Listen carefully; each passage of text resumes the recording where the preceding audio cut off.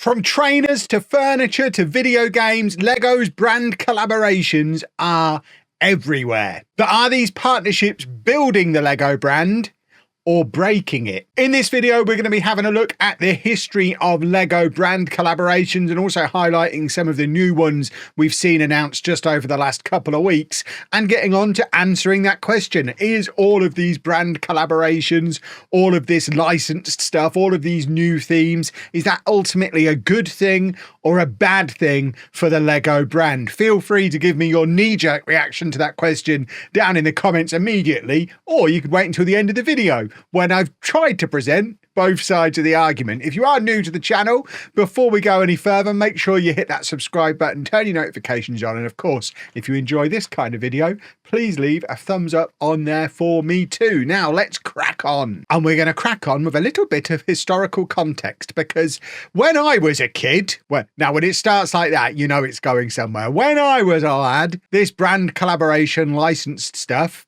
didn't exist. There wasn't any of it. I'm talking 80s, 90s. The closest we had to any kind of brand collaboration was Octane being a made-up petrol station. Although, to be fair, I have decided to fact-check myself, and it turns out there might have been one or two that I just wasn't aware of as a kid. It certainly wasn't as much of a dominant thing as it is now, but just to jump in ahead of all of the experts down in the comments section, there apparently was a Volkswagen cross-promotion in the 1950s, also a collaboration with Esso in the 1950s. These were like one-off sets though. There was a McDonald's Happy Meal thing back in the late 80s as well, so you could build a McDonald's out of Lego way back. Of course, it was McDonald's who were in first. And of course, NASA from the 90s onwards had their Lego collaboration as well, but they were few and far between. We've just named like 4 or 5 over the space of like 3 decades. The core of the Lego product was their own themes. Those themes that we look back on with such huge nostalgia now, the likes of pirates and castles and town and whatever else. The core of Lego was the Lego brick and the stuff that Lego owned. And then in the late 90s, they got themselves into a financial pickle. And part of the way they got out of that was through brand collaborations with 2 massive media properties, Star Wars and Harry Potter. 2 relationships that are very, very strong to this day. And again, I know the fact checker is going to be like, Kev, I think you'll find Bionicle, blah, blah, blah, blah, blah, blah, blah. Yeah, all right, this isn't a video about Bionicle though. The fact is they were short of cash. They turned to Star Wars and Harry Potter, and all of a sudden they were never short of cash again. I think there is some correlation in those 2 things occurring. And it really was those early relationships with Star Wars, with Harry Potter, that set the stage for where we are now, because they were enormously successful. They took Lego from what had effectively become this thing you used to play with as a kid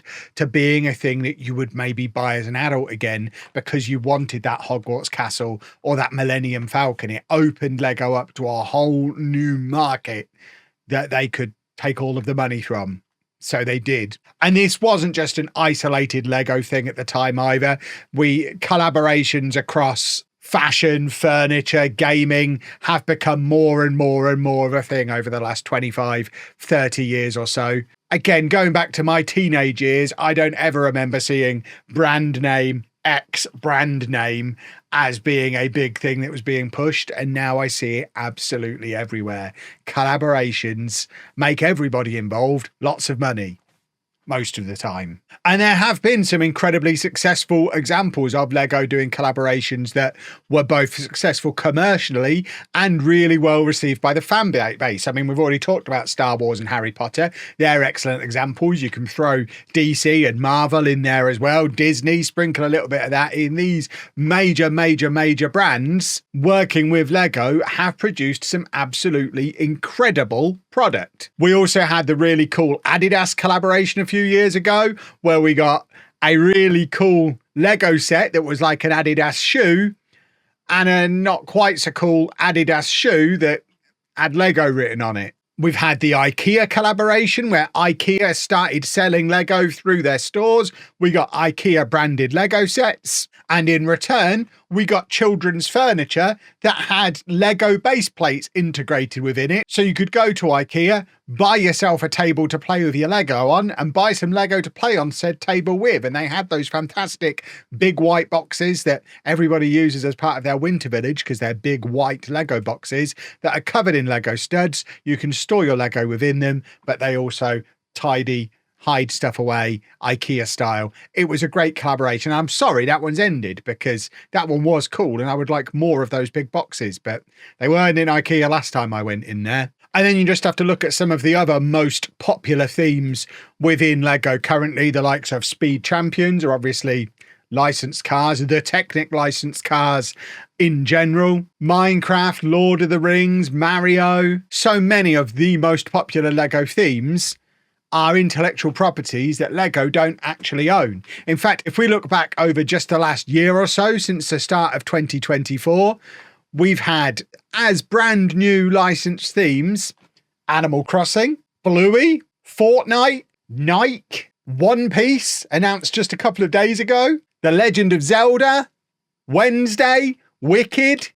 By my count, that's 8 new licensed themes just in the last year, and they're just the ones we're counting as themes. Never mind the fact that you've also had a Twilight house. We've had a Dungeons and Dragons set and collectible minifigure line, and don't get me started on the massive Formula One tie-in that's been going on. Licensed stuff is absolutely everywhere. From the moment you walk in the Lego store, it is everywhere you look. In fact, it can sometimes be quite the challenge to find something in there that they're pushing that's not a licensed set. I guess at the moment, if you look in the shop window, you've got the vending machine maybe, and that's about it. And don't get me wrong, this isn't a complaint. This has a lot of enormous upsides, both for Lego and the companies that they're partnering with. It's increasing brand visibility on both sides of the partnership. So Star Wars fans are being introduced to Lego, and Lego fans are being introduced to Star Wars.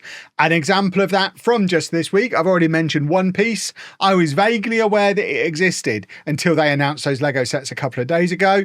And now I've watched the first episode of it on Netflix and really want the Lego, and it looks really cool. So that collaboration has introduced me to One Piece, and I quite like what I've been exposed to so far. And then on the flip side of that, I've spoken to a number of Formula One fans who haven't played with Lego since they were kids, but have got back involved this year because of the Formula One collaboration and wanting to be able to build the cars that they see drive around without doing any overtaking maneuvers once a week.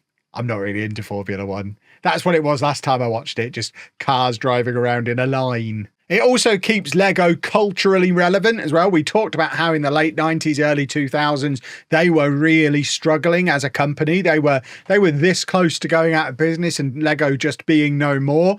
Whereas over the last 20 years, I think Lego have re-established themselves as a huge culturally relevant brand. Not just because the toys are cool, but we've also had all the movies and obviously the collaborations as well. And now you can watch David Beckham building the Titanic out of Lego on TikTok, which isn't a sentence anyone would have expected to say even 5 years ago.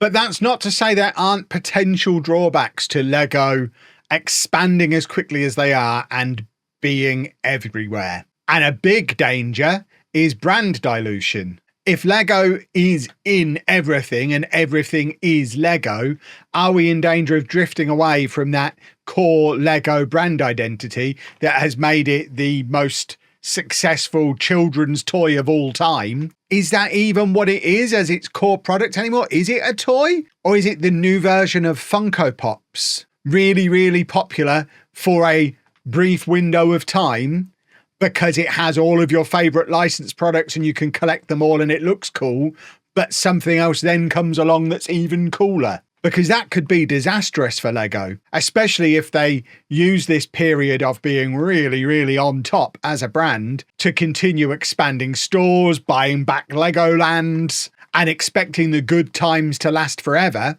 when in actual fact, if they do become a company that relies too much on third-party intellectual properties, they could be rug pulled at any moment. And if they don't have enough of their own in-house themes to support them if some of the brands go away, that could spell trouble. which is why it's so important that stuff like the modular range, Friends, Ninjago, Botanicals, it's so important that they continue to be great themes as well. But that brand dilution could then lead to customer confusion. And the last thing you want is a confused customer. Because the more of these different partnerships that Lego move into, the harder it's going to be for customers to fully understand exactly what Lego stands for. I mean, for example, for the longest time, the understanding was that Lego didn't touch weapons. But now you can get Marvel stuff and Star Wars stuff absolutely covered in guns. So has that line moved? Could there be the potential for Lego to just come out and make a tank at some point? Religious stuff is another example. I mean, for a long time, religious stuff was something they didn't touch. They've since made a cathedral. Notre Dame's a cathedral, right? So the further they move away from that original brand identity and those original core values, the more potential confusion that leads to customers. And you don't want to get to the point where parents don't want to take their kids to the Lego store, a toy shop, because they don't want to expose their kids to a bunch of stuff that's aimed at adults. Now, I know a lot of the 18 plus range is more about the complexity of the build rather than it being like a movie style age limit. But as the line for what is acceptable for Lego drifts further and further away from being stuff aimed at kids, stuff aimed at all ages. I mean, yes, Jaws is a PG movie, but it's a horror movie. It scared me as a kid. I don't know what the age rating was on Twilight, but it's literally got vampires eating each other in it. Horizon Zero Dawn is rated for ages 16 and up as a video game. So as the IPs start to drift older and older and older, how long is it going to be until we get an 18 rated, an R rated movie that has a Lego set tie-in? Is that a line Lego are willing to cross? The fact that I'm even asking the question indicates how that brand identity, brand value has potentially been a little diluted by the amount of licensed sets that they've released. Never mind the quality control issues. When you have an IP that does particularly well for them, the temptation can be there to just churn out a load of junk that people don't really want. I'm not necessarily specifically referencing Marvel here, but there have been some very questionable sets recently that they wouldn't have got away with if they didn't have Marvel on the box. And that's a worrying precedent. Ultimately, it is a balancing act that so far Lego do seem to be getting right, at least in my opinion. They are quite selective still about the brands that they choose to work with. And generally, whenever a new theme is announced, it's really well received. I mean, you just have to look at the reaction to the One Piece announcement this week. My TikTok on that at the time of recordings had over 200,000 views. It was literally me saying, I've never seen One Piece, but these sets look cool. And 200,000 people have gone bananas about it. And I think the Lego Ideas program does help, because it helps guide Lego towards the kind of brands that people want to see brought into the company. But there are one or two worrying developments. We've seen the emergence this year of the brand logo as Lego set. It started with Marvel. I quite liked the big red box. There you go. It's up there somewhere. We had a Star Wars one as well. I could kind of understand it with Marvel, with Star Wars. People love them. The fact we've now got one for Nike Dunks that's literally a shoe, I think that's close to crossing a line. And I wear Nike Dunks. I like that shoe. I don't need ornaments with the logo on though. And I think it is important that Lego don't cross the line between cool collaboration that has all the benefits that we talked about before, and I don't want them to cross that line into pure advert and promotional stuff for the companies that they're working with. And as much as I like the shoe in that upcoming Nike set, it feels very adverty as a set, as a whole, especially when you consider that you only have to look at the lifestyle images for it. It is squarely aimed at kids. It is a big Nike advert aimed at children to get those children to A, want an expensive Lego set, and then B, want some expensive shoes. And as a one-off, we can maybe let Lego off.